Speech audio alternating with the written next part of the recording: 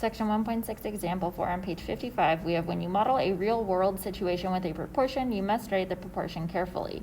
You can write the proportion so that the numerators have the same units and the denominators have the same units. So the correct way to write this proportion would be 100 miles over 2 hours is equal to X miles over 5 hours. It would be incorrect to write 100 miles over 2 hours is equal to 5 hours over X miles. Unlike when we are trying to convert ratios, if you have a proportion with an equal sign, you want to have the same units on the top and the same units on the bottom. So example 4 says a portable music player has 2 gigabytes of storage and can hold about 500 songs. A similar but larger media player has 80 gigabytes of storage. About how many songs can the larger media player hold?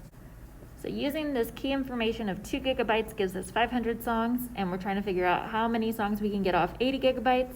We can make a proportion. 2 gigabytes over 500 songs should equal 80 gigabytes over however many songs we can put on the 80 gigabyte media player.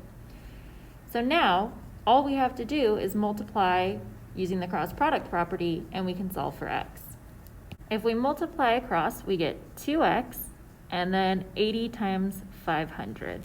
This simplifies to 2x equals 40,000. If we want to isolate the x, we need to undo the 2. Since the 2 and the x are being multiplied, the opposite of multiplication is division. So we're going to divide both sides by 2.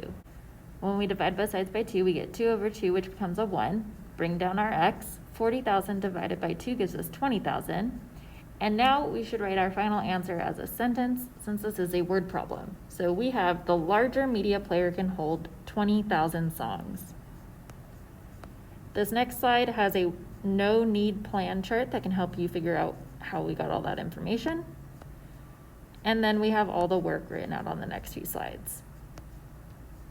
On page 56, we have number 8. A florist is making centerpieces. He uses 2 dozen roses for every 5 centerpieces.